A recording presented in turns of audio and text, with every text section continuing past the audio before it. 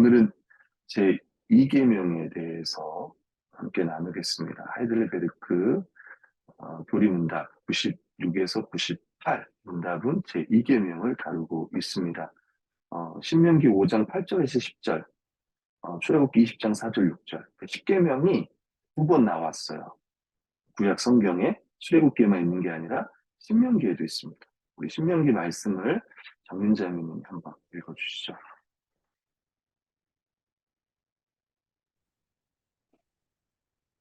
너는 자기를 위하여 새긴 우상을 만들지 말고 위로 하늘에 있는 것이나 아래로 땅에 있는 것이나 땅 및 물 속에 있는 것의 어떤 형상도 만들지 말며 그것들에게 절하지 말며 그것들을 섬기지 말라.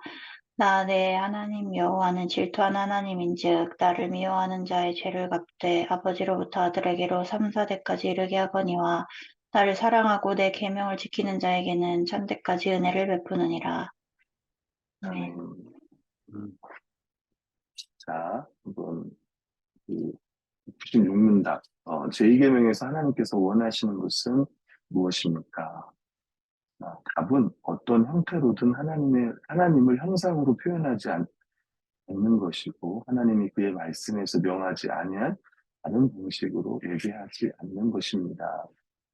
하나님이 받으시는 예배의 방법, 하나님은 합당한 예배를 원하시고, 우린 마땅히 하나님께 합당한 예배를 드려야 됩니다. 참된 예배를 드려야 돼요. 칼빈은 첫 계명에서 참된 하나님만이 경배받아야 한다는 것을 선언하신 후에 그는 이제 합법적인 예배가 어떤 것인지를 규정하신다. 이야기하면 어떻게 예배를 드릴 것인가를 말하는 게 제2계명이에요. 첫 번째 1계명은 하나님이 어떤 분인가, 예배의 대상으로서의 하나님. 그다음 2계명은 하나님은 어떤 방식으로 예배해야 되는가. 아무 형상도 만들지 마라, 절하지 말라. 이렇게 말씀하는 거예요. 그 당시에는 신들의 형상을 만들고 절했다는 거예요. 여러분이 아는 이방 신이 뭐가 있을까요? 그 당시 가나안 신이 뭐가 있었을까요?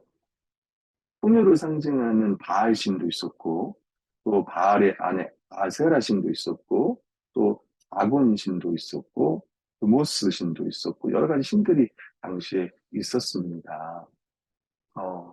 어, 다른 방식의 예배를 드리지 말라. 사람이 만든 형상, 하늘의 형상이나 땅의 형상, 아무것도 만들지 말라. 이렇게 이야기했습니다. 이승구 교수님은, 여러분, 이러니까 이제 상 만드는 것 자체를 금한 게 아닙니다, 여러분. 이걸 이제 헷갈리시면 안 돼요. 그쵸? 우리가, 어디 가면 예수님 상도 있고, 뭐 그림도 있고, 성화도 있고 하잖아요. 그래서 어떤 상을 만들지 말라는 이야기가 아니라 결국 섬기기 위해서 내가 예를 들면은 뭐 천주교 같은 경우는 성모 마리아 상 앞에서 막 기도하고 그러잖아요. 또 성인들 앞에서 막 기도하고 그러지 말라는 거죠.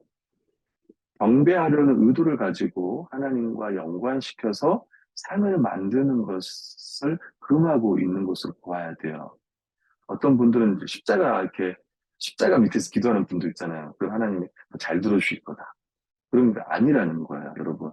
그래서 우리 교회는 사실 이제 헌금함에 이제 십자가 모양은 있지만 우리는 앞에 따로 십자가를 붙이지 않잖아요, 그죠?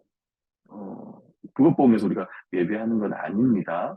음, 어, 이제 이 말씀이 좀 이제 제일 오해되는 말씀 중에 하나가 뭐냐면 어, 그 우상에게 절하는 자에게 내가 하나님께서 뭐라고 했어요? 3, 4대까지 내가 벌하겠고 나를 잘 예배하는 자에게 내 천대까지 은혜를 베풀겠다. 이 말씀이 많이 오해가 돼요. 그래서 가게 흐르는 저주, 뭐 이런 이야기도 혹시 들어보실지 몰라요.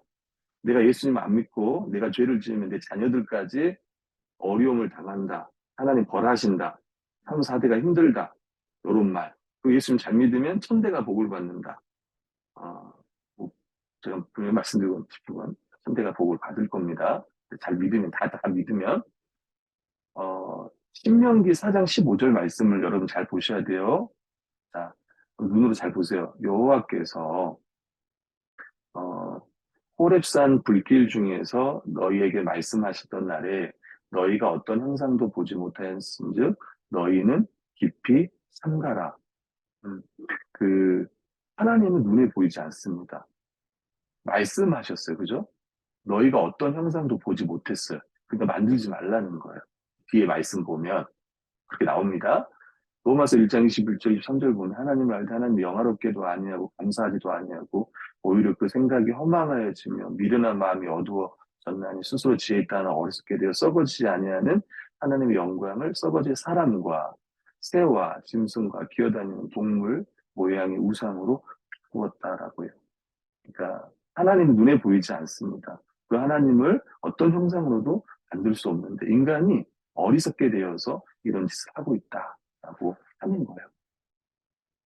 자, 97문. 그렇다면 어떤 형상도 만들면 안 됩니까? 하나님은 어떤 형태로든 형상으로 표현될 수 없어요. 하나님은 어떤 형상으로 표현될 수 없어요. 눈에 보이지 않는 이기 때문에. 그래서 표현해서도 안 됩니다.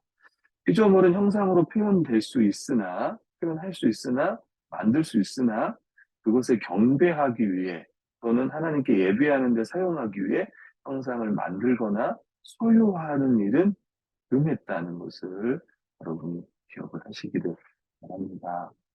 왜냐하면 하나님 질투하시는 하나님이라고 말씀하고 있습니다.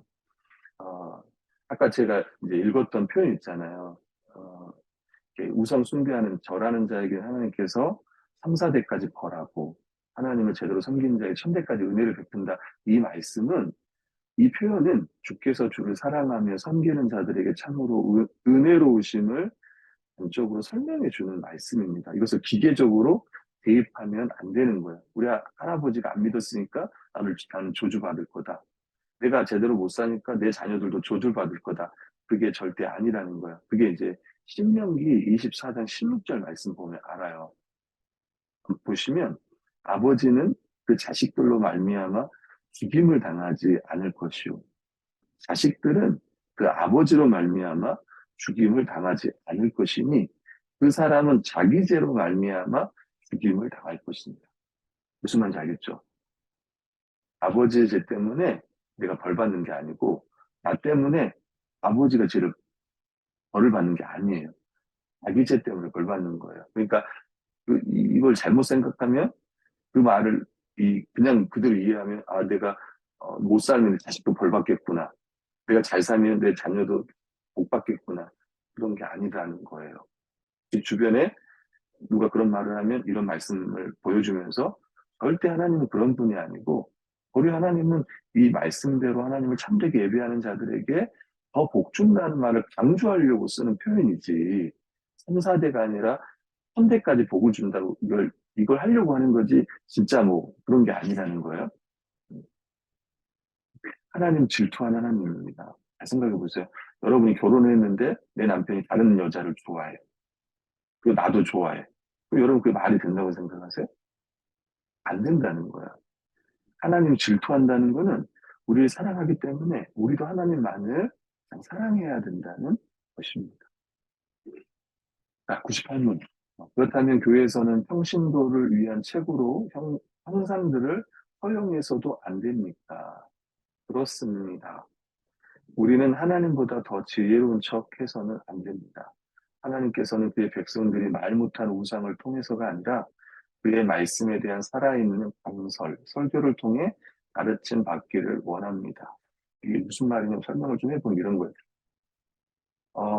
우리는 그 당시에 이제, 형상을 이제 교회 예배당에다가 형상을 놓고 이런 것들을 옹호했던 사람들이 이렇게 주장한 거예요. 우리는 형상들을 없앨 수 없다.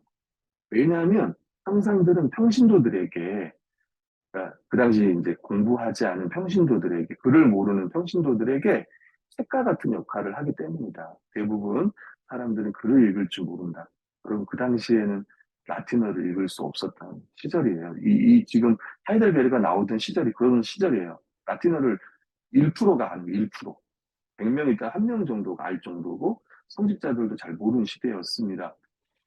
따라서 형상들을 사용하지 않으면 그들은 신앙에 대해 이해할 수 없을 거다. 그래서 그림을 통해서 예수님이 어떤 사역을 하시고 그것을 알려줬단 말이에요. 근데 이 주장에 맞서 종교개혁가들은 이렇게 말했다.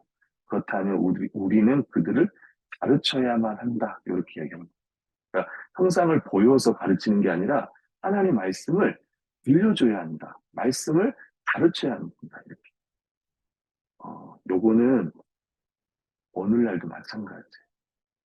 어, 그러니까 오늘날은 자꾸 우리가 뭘 보여주려고 하잖아요. 그잖아요? 워낙 또 아이들이 또 우리 청년들도 그렇고 영상에 노출되어 있고 이런 시대, 지금 시대가 그런 시대예요. 자꾸 이렇게 보여줘야 믿는 시대가 되었고, 화려한 것들을 보기 원하고, 그럼에도 불구하고, 그건 하나의 수단이고, 정말, 어, 좋은 것은 최선의 방법은 하나님의 말씀을 들려주는 겁니다. 로마서 10장 17절, 그러므로 믿음은 들음에서 나고, 들음은 그리스도의 말씀으로 말미암니다. 골로새 1장 15절, 그는 보이지 아니한 하나님의 형상이요 모든 피조물보다 먼저 나신 자. 그럼 진짜 하나님의 형상은 뭐냐? 아무 형상도 만들지 말라고 말했던 진짜 하나님의 형상, 하나님을 보여주는 분이 누구냐 했을 때 바로 그분이 예수 그리스도시다. 그리고 그분의 말씀을 들으면 우리가 믿음이 생길 것이고 하나님을 온전하게 예배할 것이다. 라고 이야기를 하는 거예요. 요한복음 1장 14절 말씀이 육신이 되어 우리 가운데 거하시니 우리가 그의 영광을 보니 아버지 독생자의 영광이요 은혜와 진리가 충만하다. 진짜 하나님을 보고 싶습니까? 진짜 하나님을 알고 싶습니까? 그리고 형상을 만들지 말고 예수 그리스도를 봐라. 그분의 말씀을 들어라. 라고 얘기하는 겁니다. 오직 하나님께서 말씀에 명하신 방식을 분명히 인식해야 하고 그 방식대로 하나님께 예배를 드려야 합니다. 형상을 만들지 않고 하나님 말씀에 근거해서 예배를 드리는 거예요. 그러니까 우리가 지금 우리 교회도 여러 가지 예배 요소들 있잖아요. 찬양하고 기도하고 신앙 고백하고 그리고 또 말씀을 듣고 말씀 붙들고 기도하고 헌금하고 이런 모든 것들이 성경에 근거한 것인지를 늘 생각해야 되는 거죠. 신자들에게 가장 효과적인 교육 방법은 보이는 죽은 형상이 아니라 들리는 살아있는 설교다. 결국 신앙은 우리 눈에 보이지 않습니다. 하나님은 영이시니 영과 진리로 예배하라 라는 말씀처럼 우리가 진리는 예수 그리스도잖아요. 성령께서 예수 그리스도를 밝히 알려주실 때에 우리는 하나님을 더 잘 예배할 수 있을 겁니다. 그래서 우리가 지금 기도를 배우는 것도 성경에서 말하는 바른 기도를 배워야 바르게 기도하는 것처럼 하나님을 바르게 알고 또 예배에 대한 방식, 내가 원하는 방식이 아니라 성경에서 말하는 우리 믿음의 선배들이 그 하나님이 주신 지혜로 이런 예배를 드렸던 그 방식들을 존중하면서 우리는 예배를 드려야 될 거예요. 그래서 그런 고민들이 이제 우리에게 더 필요할 거예요. 어떻게 하나님을 온전히 예배할 수 있을까? 또 바르게 예배할 수 있을까? 그래서 우리가 드리는 예배가 하나님을 온전히 예배하는 그 말씀 교회가 되었으면 합니다. 그리고 무엇보다도 우리 아이들이 서와 루와 결이가 또 앞으로 여러분들을 통해서 태어날 또 그런 믿음의 자녀들이 그렇게 하나님을 온전히 예배할 수 있으면 좋겠다는 생각을 참 많이 합니다. 요즘에 워낙 세상에 그런 영향력들이 너무 크잖아요. 여러분 다 알잖아요. 미디어들도 그렇고 문화도 그렇고 점점 하나님만을 예배하기에 어려운 시대 가운데 있습니다. 그래서 저희가 더 기도하고 무엇보다 아이들을 더 잘 가르쳐야 될 것 같습니다.